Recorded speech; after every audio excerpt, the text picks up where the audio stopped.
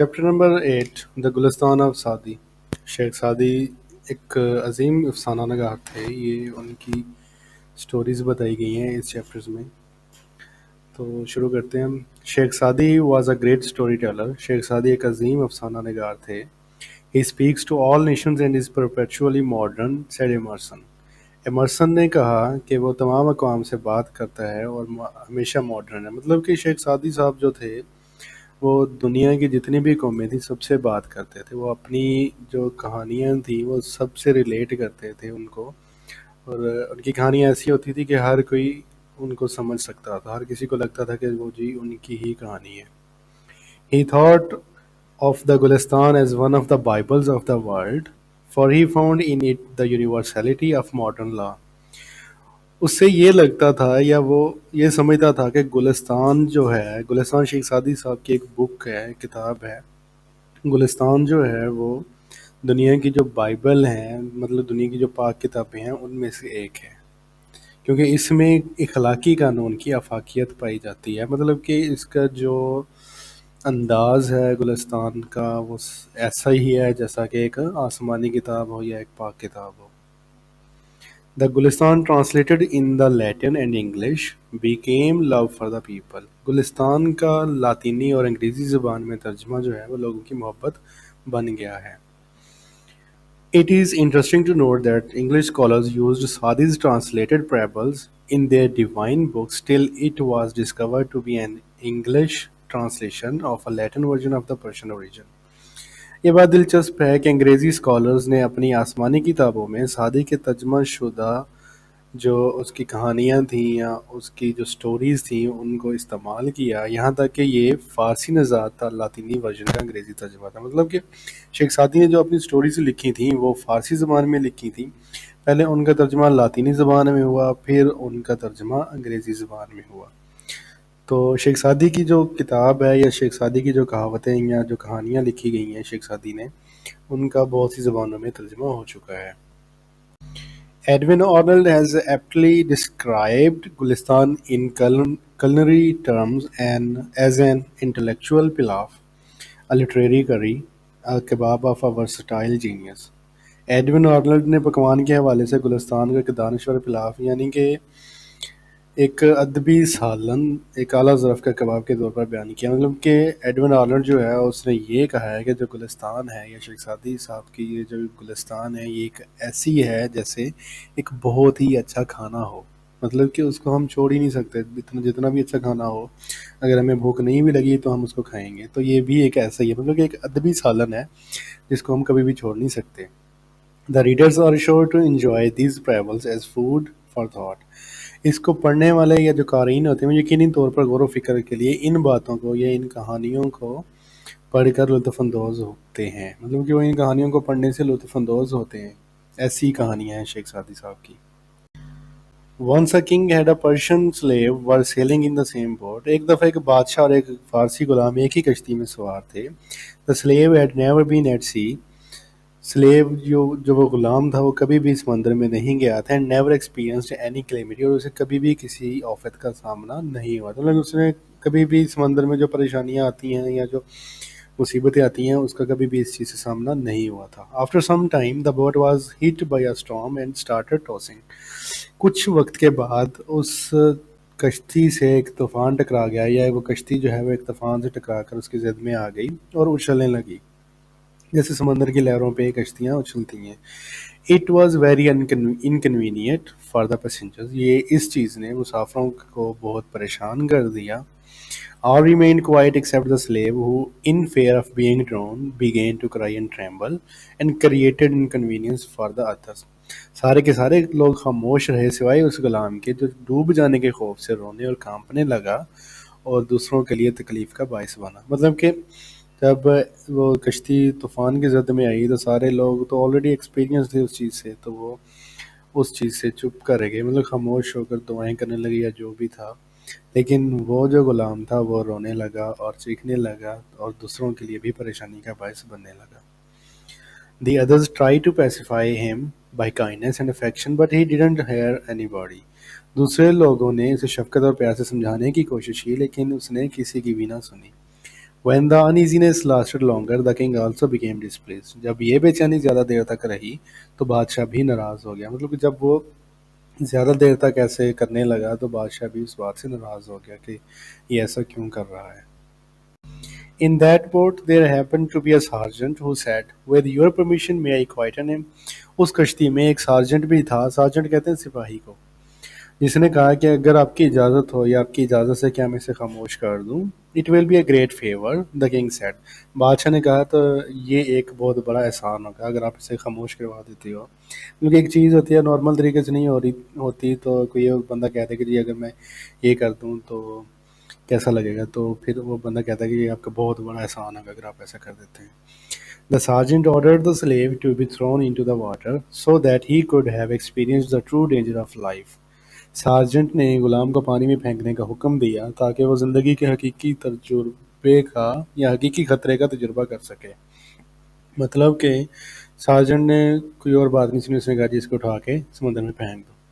मतलब कि ये जो ख़तरा, जिस ख़तरे से डर रहा है, इसको एक दफ़ा उस ख़तरे में ले जाओ, फिर देखते हैं कि ये क्या करता है. Two persons threw him in the sea, and when he was about to be drowned, they pulled him back to the boat, and he clung the stem with both of his hands. दो आदमियों ने उसे समंदर में फेंक दिया और जब वो डूबने लगा तो वो उसे खींच कर कश्ती की तरफ ले गए और उसने अपने दोनों हाथों से तने को पकड़ लिया. मतलब कि कश्ती का जो तख्ता था उसको दोनों हाथों से पकड़ लिया और वो फिर वो बैठ गया और खामोश रहा. Then he sat down and remained quiet. फिर वो बैठ गया और वो खामोश रहा. This appeared strange to the king. बादशाह को ये बात अजीब मालूम हुई, मतलब कि बादशाह को बड़ी हैरत हुई इस बात से. Who could not comprehend the wisdom in the action taken by the sergeant, जो कि सार्जेंट के इस इकदाम की हिकमत को ना समझ सके. मतलब कि ऐसा क्यों हुआ कि उसने उसे समंदर में उठाकर फेंका, फिर बाहर निकाल लिया, तो जो रोने लगा था, चीख रहा था, वो चुप कर गया. And he asked for it, और उसने उससे पूछ ही लिया. Then the sergeant replied, sergeant ने जवाब दिया, Before he had experienced the danger of being drowned, he knew not about the safety of the boat. इससे पहले कि वो डूबने के खतरे का तजुर्बा करता, वो कश्ती की हिफाजत के बारे में नहीं जानता था. A man does not realize the worth of safety from the misfortune until he has tasted it. एक आदमी को उस वक्त तक अपनी बदकिस्मती से हिफाजत की अहमियत का एहसास नहीं होता जब तक वो इसे चख न ले. ये मतलब कि इस हालत से ना गुजर सके. जैसे कि होता है ना कि आप को तब तक एहसास नहीं होता जब तक आप खुद उन हालात से नहीं गुजर सकते. जब आप खुद उन हालात से गुजरेंगे तभी आपको पता चलेगा कि हालात एक्चुअली है क्या. मतलब कि कोई भी प्रॉब्लम है, आप दूसरों की प्रॉब्लम आपको बहुत छोटी लगती होगी, लेकिन जब आप उस प्रॉब्लम में से गुजरते हैं तो ही आपको एहसास होता है कि ये प्रॉब्लम ऐसी नहीं है जितनी समझी जा रही है. अब आते हैं जी दूसरी स्टोरी पे.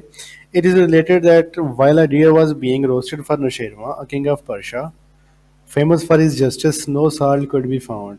रवायत है या ऐसा कहा जाता है कि जब फारस के बादशाह नौशेरवां के लिए एक हिरन भुना जा रहा था जो अपने इंसाफ की वजह से मशहूर था, उसे नमक ना मिला. मतलब कि एक बादशाह, ईरान का बादशाह था, फारस कहते हैं ईरान का, जो ईरान का बादशाह नौशेरवां था, उसके लिए एक हिरन भुना जा रहा था, फ्राई किया जा रहा था, तो उसके लिए नमक ना मिला. तो फिर क्या हुआ आगे देखते हैं. A boy was sent to a village to bring some salt. एक गांव में एक लड़के को नमक लाने के लिए भेजा गया. The boy brought it and presented it to the king who asked weather he had पे फॉर इट. लड़का उस नमक को ले आया और बादशाह के सामने पेश कर दिया, जिसने पूछा कि क्या इसने इसकी कीमत अदा की है. Know said the boy. लड़के ने कहा कि नहीं. फिर क्या हुआ. पे for the salt said the king. बादशाह ने कहा कि नमक की कीमत अदा करो, लेस्ट it should become a custom and the village B रियून्ड. ऐसा ना हो कि ये रवाज बन जाए और ये गांव बर्बाद हो जाए. मतलब कि इस गांव के बर्बाद होने से पहले पहले और नमक की कीमत अदा करके आओ. Having been asked what harm could arise from such a trifling demand, ये पूछे जाने के बाद कि ऐसी मामूली मांग से क्या नुकसान हो सकता है. The foundation of oppression was small in the world, said the king. बादशाह ने कहा कि दुनिया में जुल्म की बुनियाद बहुत छोटी थी. Whoever enlarged it so that it reached its present magnitude is at fault. जिसने भी इसको इतना बढ़ाया कि ये मौजूदा हद तक पहुंच गया है, वो गलती पर है. If the king eats one apple from the garden of a subject, اگر ایک بادشاہ کسی کے باغ میں سے ایک سیب کھاتا ہے his slaves will pull down the whole tree، تو اس کے غلام اس پورے درخت کو ہی خراب کر دیں گے یا اکھاڑ دیں گے۔ مطلب کہ اگر ایک بادشاہ جو ہے وہ کسی درخت پہ سے ایک سیب اتارتا ہے یا نکالتا ہے یا اسے پورے درخت میں سے ایک سیب کھاتا ہے تو اس کے جو غلام ہوں گے وہ پورے کا پورا درخت ہی خالی کر دیں گے۔ For 5 eggs which the king allows to be taken by force, the people belonging to his army will put 1,000 falls on the spit۔ ان 5 انڈوں کے بدلے میں جو بادشاہ نے زبردستی لینے کی اجازت دی ہوئی ہے، یا جو بادشاہ زبردستی لینے کی اجازت دیتا ہے، اس کی فوج کے لوگ 1,000 پرندوں کو خطرے میں ڈال دیں گے۔ مطلب کہ اگر بادشاہ آپ کو زبردستی آپ سے 5 انڈے لے رہا ہے تو بادشاہ کے جو غلام ہوں گے وہ آپ سے جتنی بھی چیزیں ہوں گی وہ ساری کی ساری چیزوں کو برباد کر دیں گے۔ A tyrant does not remain in the world, but the curse on him abides forever۔ ظالم دنیا میں نہیں رہتا لیکن اس پر لعنت ہمیشہ رہتی ہے۔ مطلب کہ جو کوئی بھی انسان ہے وہ جو ظلم کرتا ہے وہ تو اس دنیا سے چلا جاتا ہے، لیکن جو اس پر لعنت برسی ہوتی ہے، جو مطلب اس کے کارنامے ہوتے ہیں، وہ ساری زندگی ہمیشہ کے لیے اس دنیا میں رہتے ہیں۔ تو مطلب کہ اس چیز سے بچا جانا چاہیے ہمیشہ ہی۔ اب اس چیپٹر میں جو تیسری سٹوری پہ آتے ہیں ہم، A king fell seriously ill and all hopes of his recovery vanished۔ ایک بادشاہ شدید بیمار ہو گیا اور اس کی صحت یابی کی تمام امیدیں جو ہیں وہ دم توڑ گئیں۔ The more the disease was cured, the more it became painful۔ اس مرض کا جتنا علاج کیا جاتا یا وہ مرض جتنا ٹھیک ہوتا اتنا ہی زیادہ دردناک ہوتا جاتا تھا۔ At last the physicians agreed that this disease could not be cured except by means of bile of a person endued with certain qualities۔ آخرکار طبیبوں نے مطلب جو ڈاکٹرز تھے انہوں نے اس بات پر اتفاق کیا کہ اس مرض کا علاج کچھ خاص خصوصیت کے حامل شخص کے لبا کے علاوہ نہیں ہو سکتا۔ مطلب کہ کچھ خاص کوالٹیز ہوں جس شخص میں، اس کا جو لبلبا ہے یا جو بائل ہے اس کو اگر ہم نکال کے بادشاہ کو لگا دیں تو ہی بادشاہ کا علاج ہو سکتا ہے۔ Orders were issued to search for an individual of this kind۔ اس قسم کے فرد کی تلاش کے لیے احکامات جاری کیے گئے۔ A son of a farmer was discovered to possess the qualities mentioned by the doctors۔ ایک کسان کے بیٹے میں ڈاکٹروں کی بتائی گئی خوبیوں کا پتہ چلا۔ مطلب کہ انہیں تلاش کرنے کے بعد ایک کسان کا بیٹا مل گیا جس میں وہ ساری کی ساری خصوصیات تھیں، وہ خوبیاں تھیں جو ڈاکٹرز نے بتائی تھیں۔ The king summoned the father and mother of the boy, whose consent he got by giving them a huge amount of wealth۔ بادشاہ نے لڑکے کے والد اور والدہ کو بلوایا جن کی رضامندی اس نے انہیں بہت زیادہ دولت دے کر حاصل کر لی۔ The Qazi issued a decree to shed the blood of a person for the health of the king۔ قاضی نے بادشاہ کی صحت کے لیے ایک شخص کا خون بہانے کا حکم جاری کر دیا۔ The boy was brought to the altar and the executioner was directed to slaughter the boy۔ اس لڑکے کو قربان گاہ پر لایا گیا اور جلاد کو لڑکے کو ذبح کرنے کا حکم دیا گیا۔ When all was ready, the boy looked toward the sky and smiled۔ جب سب کچھ تیار ہو گیا، مطلب کہ جب اس کو ذبح کرنے کا ٹائم آ گیا تو لڑکے نے آسمان کی طرف دیکھا اور مسکرا دیا۔ مطلب کہ تب جب بالکل اس کی موت کا وقت قریب آ گیا تب اس نے آسمان کی طرف دیکھا اور وہ مسکرانے لگا۔ Why do you laugh in such a position? The king said۔ بادشاہ نے پوچھا کہ تم ایسی حالت میں کیوں ہنس رہے ہو؟